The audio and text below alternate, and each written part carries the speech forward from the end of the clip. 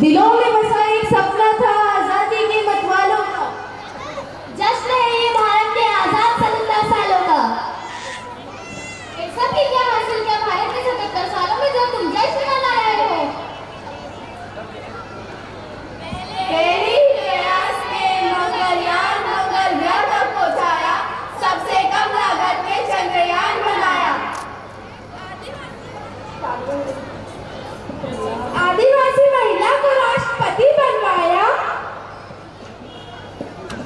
NDA फौज में लड़कियों का दाखिला करवाया। हर क्षेत्र में अपने आप को बेहतर बनाया।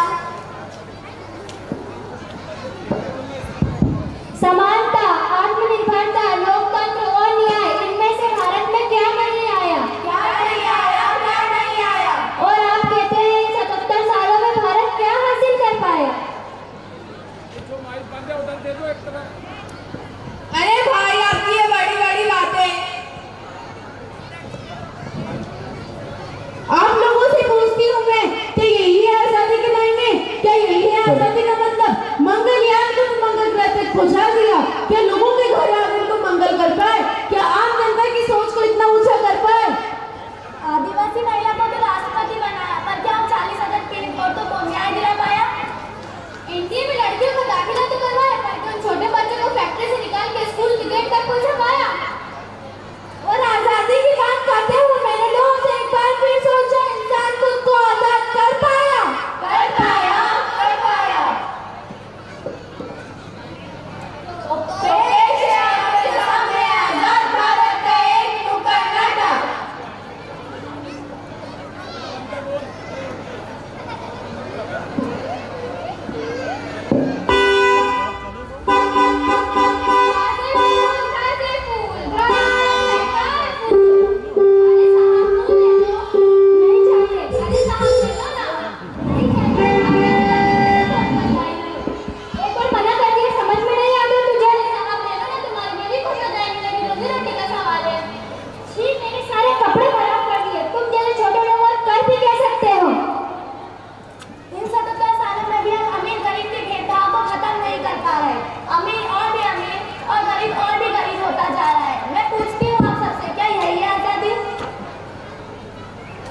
जो तेजी से बढ़ती जा रही है मोबाइल और सोशल मीडिया की ओर।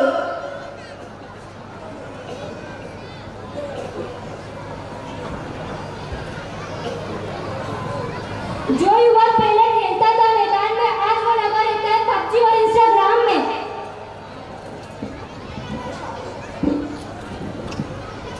स्मार्टफोन बन गए हैं इस युग में इतना खास, अगर फोन हाथ में होता है तो हम होते हैं ठीक था।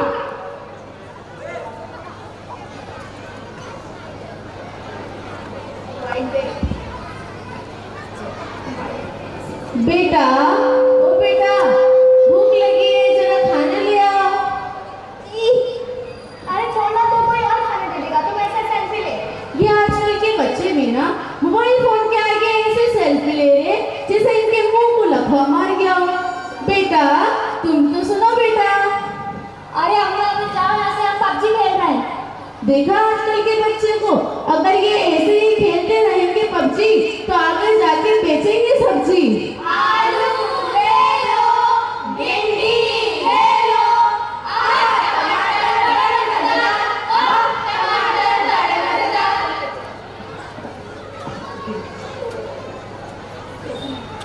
बेटा, तुम तो सुनो बेटा। क्या बोलेंगे? एक्चुअली इसका नाम क्या था? ना जाने आजकल के बच्चे किस वेब सीडी की बात कर रहे हैं। हमारे जमाने में तो सांप सीढ़ी हुआ करते थे। बेटा, तुम तो सुनो बेटा। जाओ यहाँ से, अभी गेम खेलने दो। देखा आजकल के बच्चे को मोबाइल फोन के आगे किसी की बात नहीं सुनते। कहाँ गए इनके संस्कार? आजादी, आज के आधुनिक काल में हमने अपने आप को मोबाइल और सोशल मीडिया में कैद कर दिया है। क्या यही हमारा डिजिटल इंडिया, जिसमें हम मोबाइल के हाथ में आती भारी दुनिया को भूल जाते हैं? ना पढ़ाई लिखाई में लगता है इनका ध्यान, मोबाइल और सोशल मीडिया के आगे भूल गए सबका सम्मान। सबका सम्मान, सबका सम्मान। अब जरा नजर डालें रिश्तों के साथ कैसे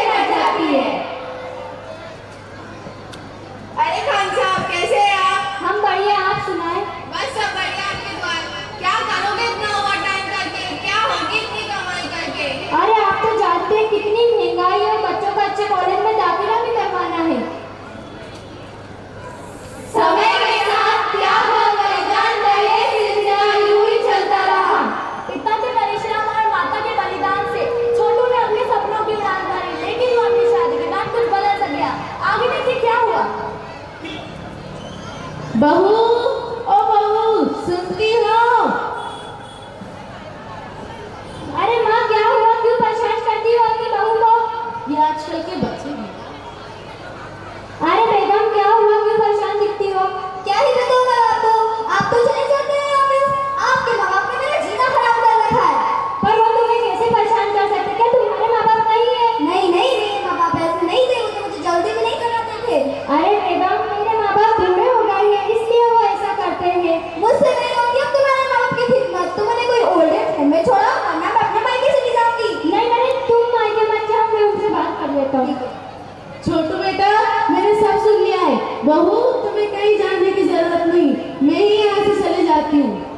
पर कितनी अजीब बात है ना, हम माँ बाप मिलकर इन्हें पालते पोसते और इनसे ही पूरे माँ बाप नहीं समझने जाते। क्या हुआ? जब सब लोग ईद का त्योहार मना रहे थे और छोटू की मैं अपने बेटे का इंतजार कर रही थी। हेलो छोटू बेटा। हेलो हेलो, कौन? मैं दादी जी बोल रही हूँ। दादी जी, आप कहाँ चले गई थी? मैं थोड़ा काम से बाहर आई थी, मैं तुझसे मिलने जरूर आऊंगी। आज ईद का त्योहार है ना, तेरे पापा का फोन आया ना, मुझसे मिलने आया, जरा बात तो करवाते। पापा पापा, दादी जी का फोन है। उनसे कह दो मैं घर पे नहीं हूँ। दादी जी, पापा कह रहे हैं कि वो अभी घर पर नहीं है। बस बेटा, अब यही सुनना रह गया था। ठीक है, आए तो बता देना कि फोन आया था। ठीक है दादी जी। ये इस दौर की खासियत है। शहरों में नीम के पेड़ कम और घरों में गर्माहट ज्यादा हो रही है। लोगों की जबान पर मिठास कम और शुगर ज्यादा बढ़ रही है। मैं पूछती हूँ आप सबसे, क्या यही आजादी? हमारे यहाँ आज भी बुजुर्गों को उन्हीं के घर में किसी न किसी कारण से प्रताड़ित किया जाता है। हम तो इसकी आजादी का महापर्व मनाते हैं। क्या हम आज भी उस आजाद भारत को सशक्त, आत्मनिर्भर एवं समृद्ध बनाने का प्रण लेते हैं? देश का पूरा सम्मान करना होगा, करना होगा। स्वच्छता का पूरा ध्यान रखना होगा, रखना होगा। नारी का पूरा सम्मान करना होगा, करना होगा। कर्तव्य का पूरा मान रखना होगा, रखना होगा। देश प्रेम को सबसे ऊपर रखना होगा, रखना होगा। माता पिता का पूरा सम्मान करना होगा, करना होगा। बेटी नहीं, बेटों की पढ़ाई पर भी ध्यान देना होगा, देना होगा।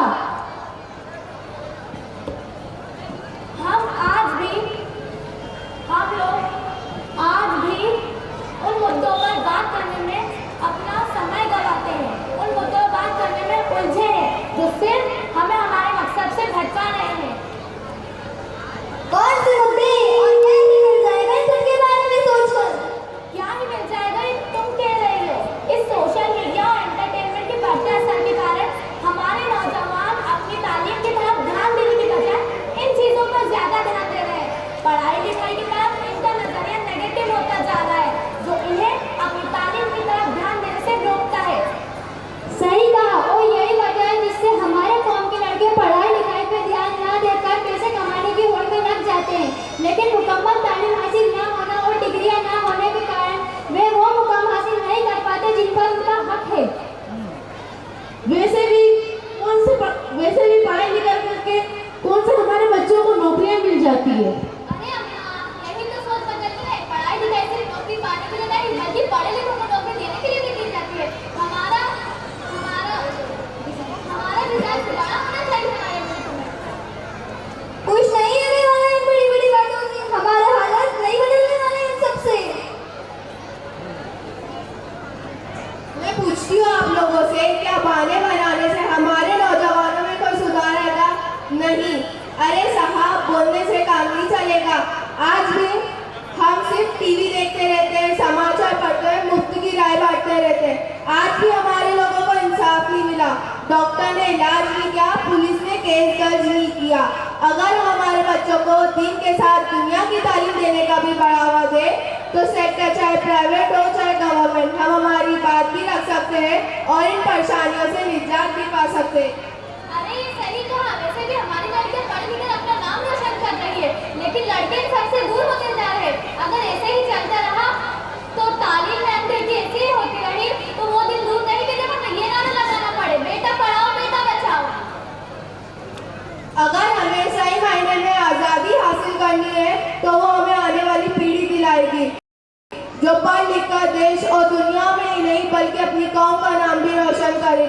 और हम इसमें बहुत हद तक कामयाब भी हो रहे हैं। बहुत हद तक कामयाब भी हो रहे हैं। जो लोग हमें काबिल नहीं समझते थे, आज वो लोग भी हमें शाबाशियाँ देते हैं।